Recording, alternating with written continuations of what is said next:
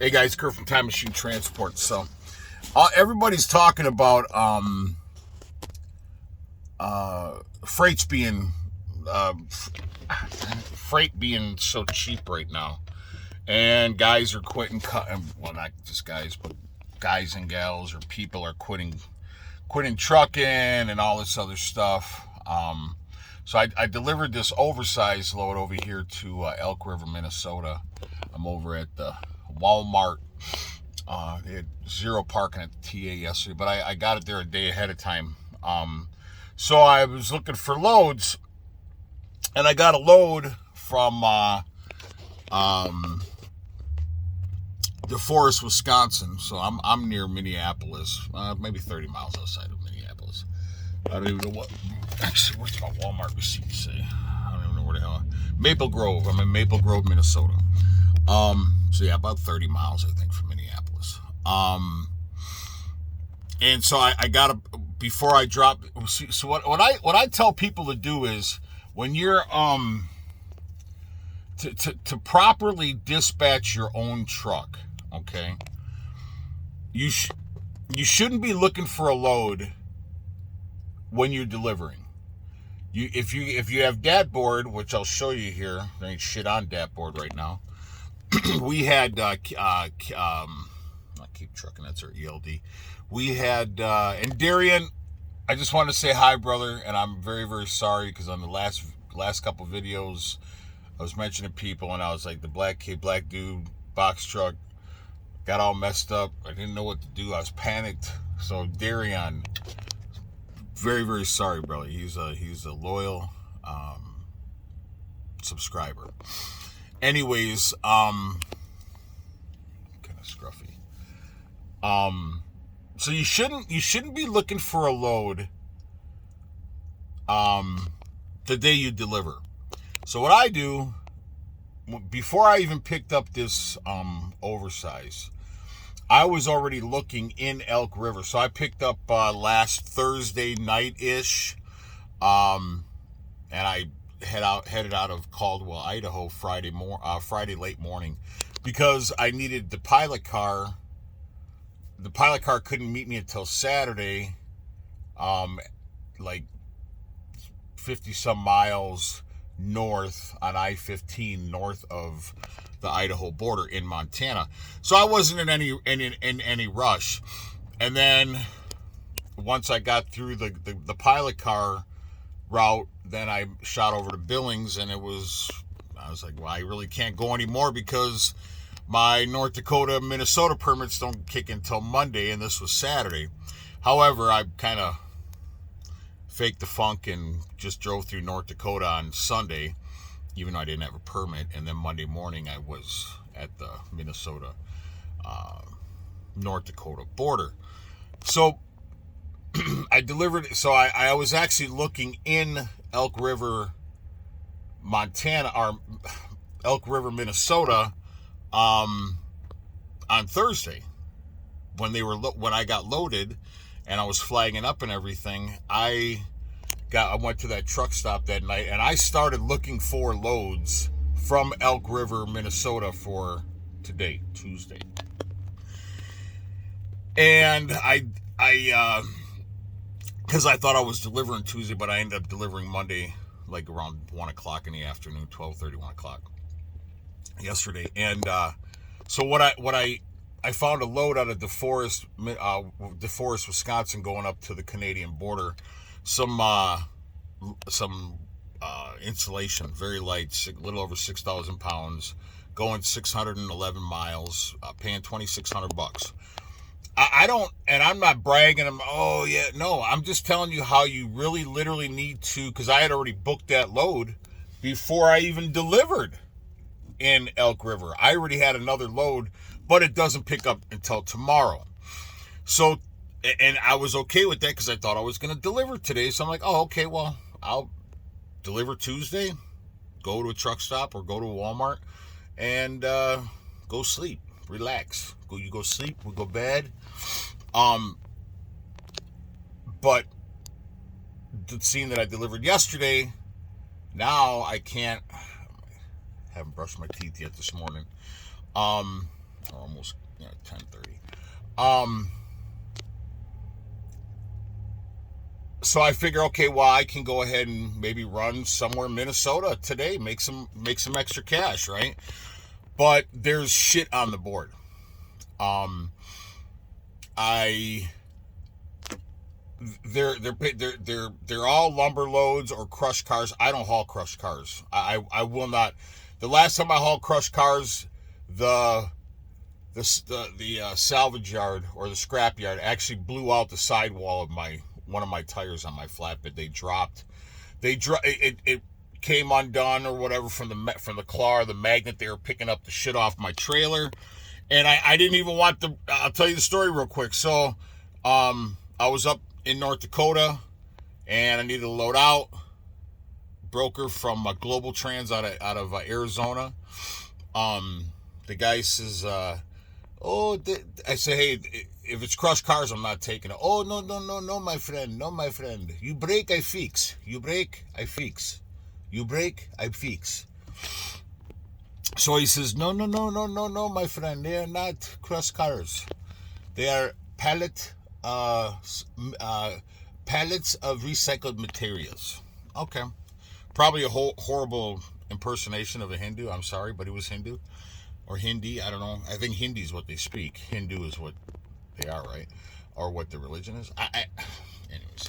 So I told the guy, I said, okay, you say that it's palletized recycled metal. That's not crushed cars. I get up there, it's fucking crushed cars. I call them, I'm livid, because I had already deadheaded up there. And I'm not, that's another 280 some mile or 200, whatever it was, 250 miles we'll call it.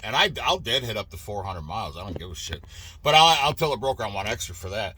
But I typically will deadhead about 200 miles. I consider that part of trucking and part of the loads. I'm sorry, I just do. And yeah, it comes off your profit margin. I mean, but you're empty on fuel. Don't hammer down, do 65, and you won't consume as much fuel.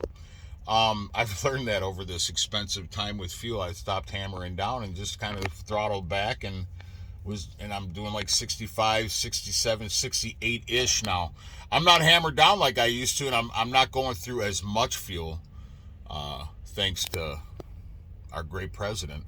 And yeah, it is his fault. It's not Congress, it's his fault. So anyways, I digress.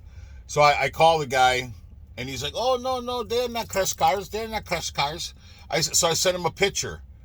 And it was like frames of like tractors and drums, and there was a car in there.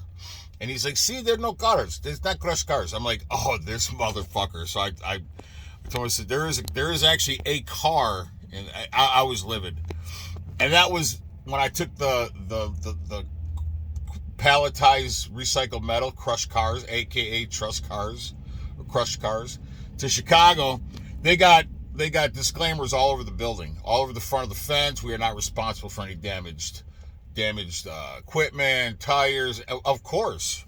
So when it happened, I was livid. So I will never, and I didn't want to haul crushed cars before that, but I was told it was palletized recycled metal. And these brokers are lying more and more and more and more and more and more. Quick example. When I forgot where I was. I think I might have been over by Caldwell when I was looking for loads before I got to Caldwell on the concrete forms from Simi Valley, California. I was looking at some loads, and there was an oversized load going down to Texas. And as I'm looking, I'm like, oh, $5,400, that's not too bad. And it wasn't heavy. It was no tarp. It was like slightly wide, like 10 foot. Paying $5,400, which isn't a bad rate. And like I said, I pulled all my permits except for this last one. I had JJ Keller's pulling because I was busy trying to find out if I needed a pilot car or talking to the broker, blah, blah, blah. Anyways, then as I'm scrolling down on that board, I see the same load 20 minutes prior to that $5,400 for $4,000. How can you go up This tells you that the brokers are really, really getting us. These shippers are paying for this extra fuel cost, but the brokers are pocketing it. It's all speculation, but if you can explain a simple, logical question, how can you post a load for $4,000, which I wouldn't have taken it for that, but literally 20 minutes, because it tells you how long that it's the same load, 4,000, and then 20 minutes later they reposted it for 5,400. So how can you go up $1,400 in 20 minutes, dude? So I tell my wife, I won't, and I'm a shit talker, but I'm not a shit talker. I'm a doer, not a sayer. At the end of the day, I'm a doer, not a sayer. At the end of the day, I bust my ass. But I'm a man of principle. Used to not be a man of principle. I won't put that heavy shit on my trailer and tarp it for $1.50 a mile. I won't do it for $2 a mile now. You're not making any. I mean, you're making some money. You're making some lunch money, but you ain't making money to pay the bills. So they had a load I booked yesterday, and this was my fault. So it was going from Roseville, Minnesota, which is like 30 miles from Elk River, Minnesota. And I thought it was going to Wisconsin, like 28 minutes from my next pickup in DeForest. So I'm kind of doing the math, and I'm on the phone with the broker, trying to, tell them that I'm going to be delivering, and I'm trying to get a hold of the point of contact at the receiver in Elk River. And so it was my fault. I wasn't paying attention. So I saw the load, but I clicked on the wrong load. And it was a KLC load, the big company KLC. And we weren't signed up with them. So my wife, Sarah, because she's so awesome, hi, baby girl, I love you, she filled out the carrier packet for me, because I have a printer in my truck, but for some reason this Tango portable printer is not syncing with my tablet, so I can't. So she was able, she does a lot of that stuff for me, thank God. But anyways, so I empty in Elk River. I shoot over here before I shoot over, I shot over here, and because I wanted to get some food for the truck, even though my fridge took a shit. I bought some bread and lunch meat and stuff like that. But and I was looking for the address for the pickup, and then I was like, okay, how many miles? I thought it was, like I said, 28 minutes from my next pickup in DeForest going up to the Canadian border, which up there it's Rosal, Minnesota. It's right up by the Canadian border. The installation I'm picking up for out of DeForest. So I'm looking on the load, and I don't know if I'm covering up my damn microphone or what. So I notice that it's picking up in Roseville, Minnesota, but it's actually delivering to Bloomfield, Iowa. And I'm like, son of a gun. And I already signed the Raycon. And I'm like, oh, shit.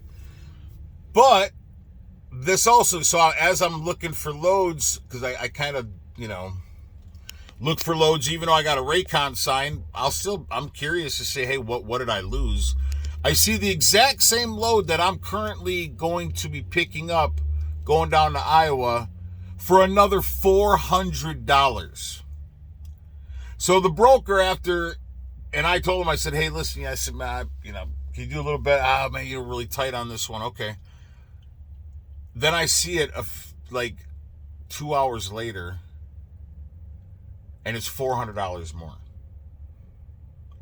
I'm like, so I sent the broker an email. I said, hey, Nick, I said, I'm really sorry. I said, I'm not saying I really want to take this load for you guys. However, I was kind of distracted, blah, blah, blah, and shame on me, put it in there. And I said, if you can, I said, I got a deadhead now from Iowa to DeForest, and that's like, 300 and some miles. I'm like, can you do me a solid, man, and just put a little extra money on there for the deadhead? I'm really sorry. I do want to take the load for you guys. You know what he says? He's like, oh, he says, Kurt, he says, hey, no worries, man. He said, it happens. It's a mistake. He said, you're a nice guy. And we obviously we were signed up with him. He goes, we'll still keep you, in the system or whatever. He said, I get it, man. He said, I make mistakes all the time. He says, I can take you off this load if you want. I'm like, yeah, please. I'm not hauling it all the way to Bloomingfield, Iowa, which was, like I said, further for $1,050. You're fucking crazy. I'm not doing that. And no tarp. It was heavy. They said they max you out at this lumber place. I'm like, no. So he took me off the load, thank God. My point is, I could have kept the load. I could have deadheaded, but why? Why? And these guys and gals will bitch about the freight cost. Oh, or what they're not, we're not the freight cost, what they're not able to charge for the freight. Oh man, this is bullshit, blah, blah. Then don't haul it. Don't haul it. Stay where you are, because this is a lot of, and I don't think a lot of people know how the load board works, except for brokers. So brokers typically, I don't know what their timeline is, but typically a broker will, so brokers have to go on a board. I mean, not all the time, but so they have dedicated shippers and receivers, right? That, typical brokers are already taking care of freight for other shippers. But there are a lot of loads out there that the brokers have to bid on them, the loads. And I've only found this out because when I called multiple times to different brokers, it's like, oh, we haven't gotten a load yet. We're just kind of looking for a rate. So then they throw it out there, and then they'll say, okay, yeah, it's a good rate. Let me call the person. So they call the person. Oh, yeah, it's a good rate. Or, oh, somebody already, and then sometimes you'll book a load like that, and then they'll say, oh, it's canceled because they got somebody else to haul it cheaper. Guys, gals, we are, not me, you guys, not me. I'm not slitting my own throat. I'll sit in a place for 2-3 days. I will not take that shit ass load for pennies. But you can go ahead and take it. You can go ahead and take it. And you're going to find out you're going to be out of business very fast. Because your equipment's going to break down hauling this shit. And you ain't going to have any money to fix it. And then you're going to be crying to the Asian My Show, mother trucker. Oh, my truck broke down. And then, go fund me. No, not go fund me. Go fuck yourself. Not go fund me. Go fuck yourself. Because these guys and gals that are hauling this freight for pennies, don't try to do a GoFundMe page. Go fuck yourself. Because you're the one that's killing us other guys and gals that are trying to put a standard in this industry.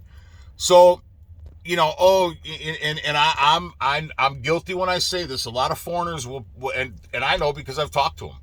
Oh, I would take the freight to pay for the fuel. Why? Why take garbage freight to pay for fuel? That's just the same as, is taking the freight and just for whatever cause. It doesn't matter if it's, the freight is always paying for your fuel. I don't understand why people, oh yes, I will take that freight just to pay for fuel to get from this point to this point. I know, horrible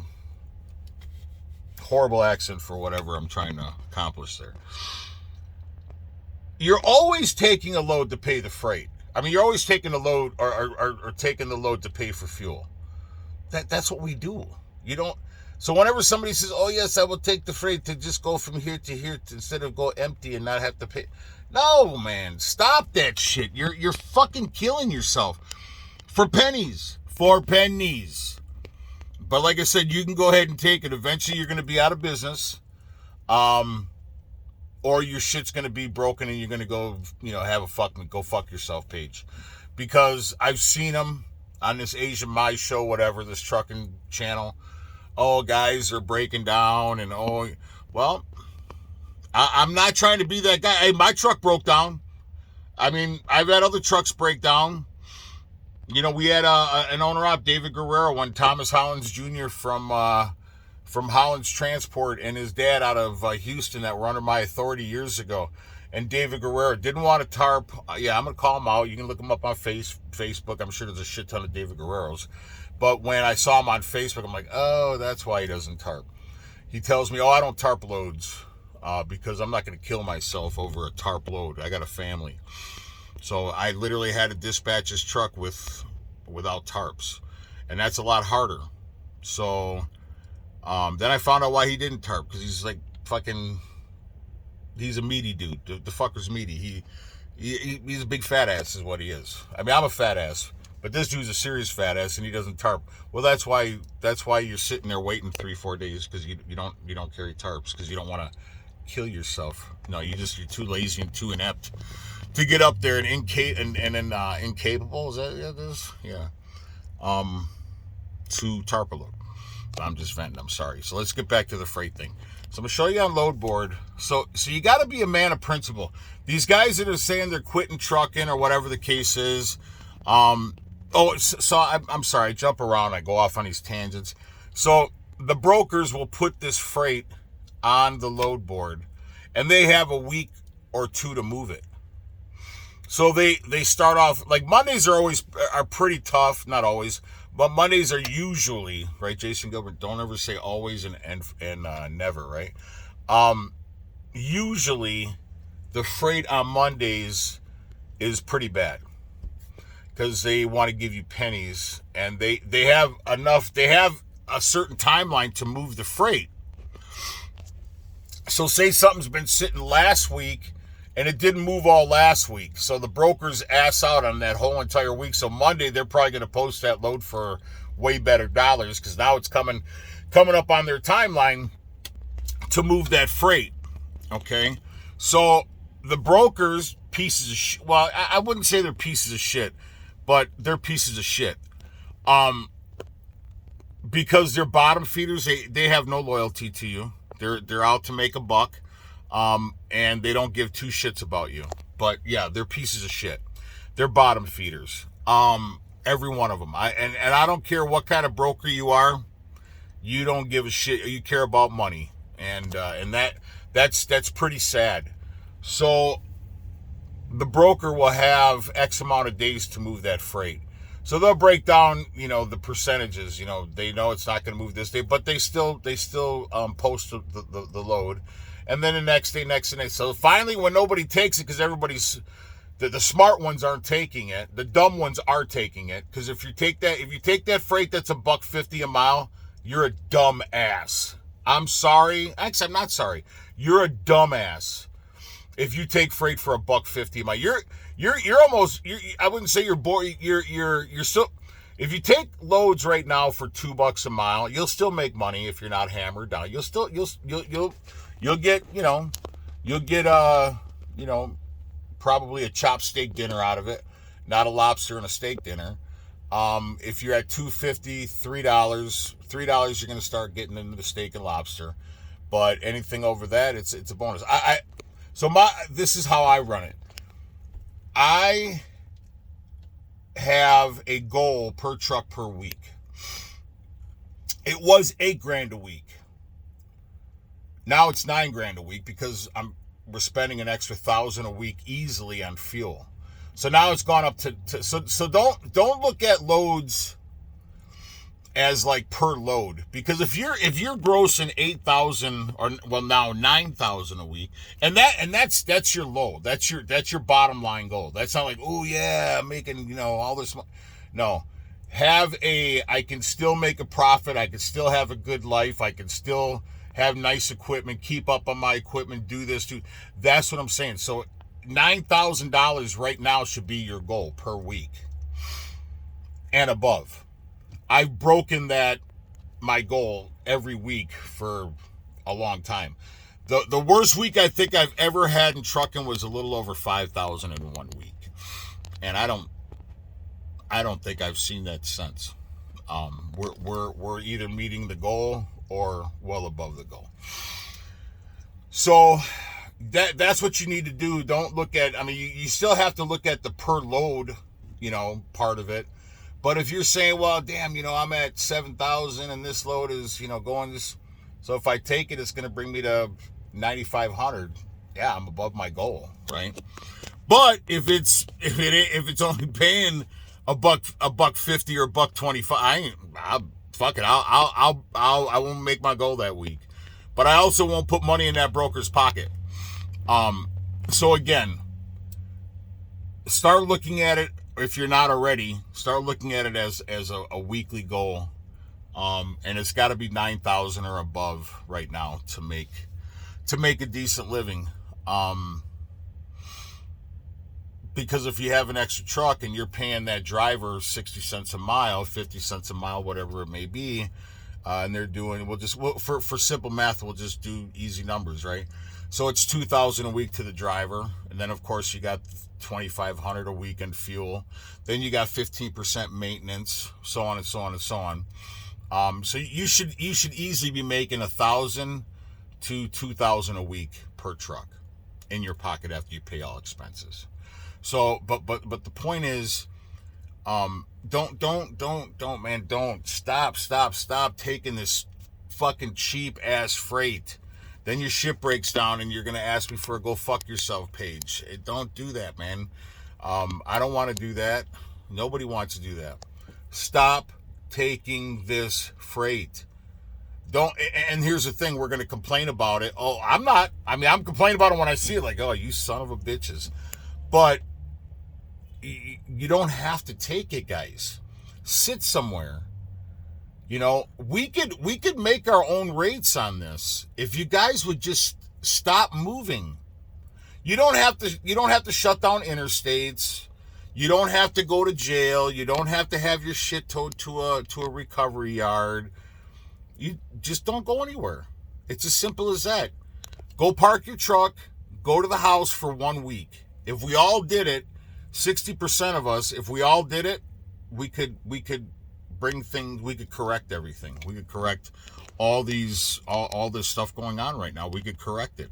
Fuel, freight rates. We could literally cure this cancer on our own, you know, but we won't. I don't understand. We just won't. We only need 60% of us to shut down. That's all. And not on the highway, not at the truck stop, not on Facebook. Just literally stay home. Just stay home. Go get a week's worth of food. Fill up your car tank, or your vehicle tank with gas or diesel, whatever you're using. We just call it fuel. And just don't go anywhere for a week or 10 days. Just call into work. We could cure this cancer, but we won't. We're not united.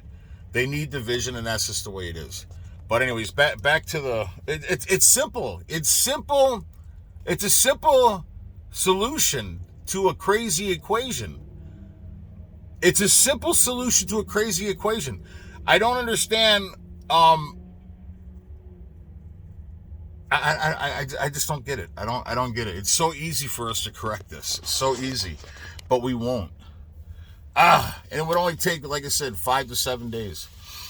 And they're not bringing in the military to haul loads. They're not going to do that. The military is going to try to spit their rules and regulations to the shippers and the receivers. And the shippers and receivers are going to say, we ain't doing that. No, sorry. Good luck with that. They're not bringing in the military to haul any fucking loads. So we could definitely right this wrong, man. But we just won't, man. We just won't.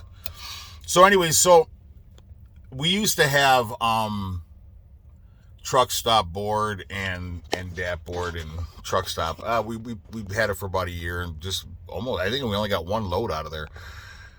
So we just stay with DAP boards. You don't need shit. And I hear this Uber Freight is pretty decent, I guess.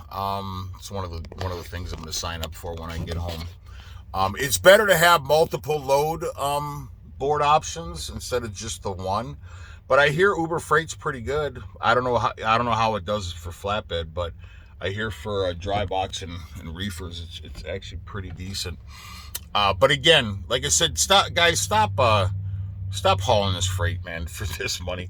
And if you're complaining about it, then just park your truck, go to the house, hang up the keys, and you know there's doers and sayers in life, right?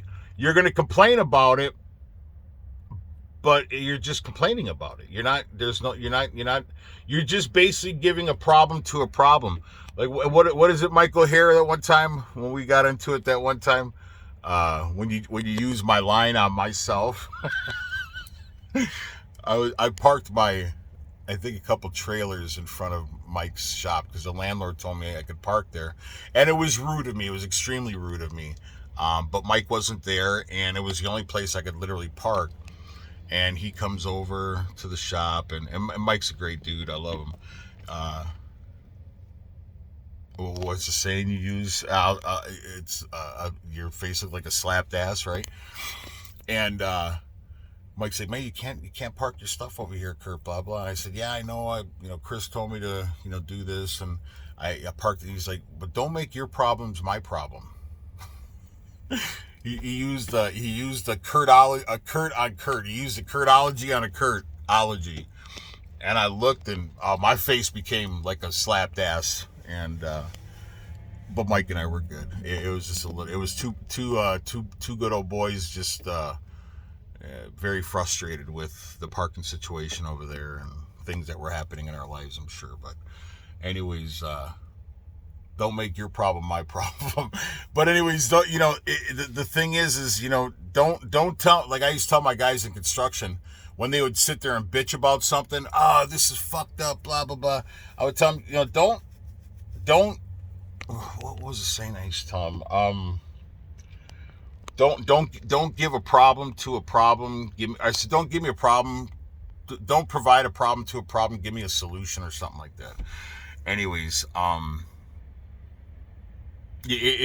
that's exactly what we're doing. We're not giving a solution. We're giving a problem to a problem that already exists. So my point is that's all we'd have to do, but we won't. I don't know why.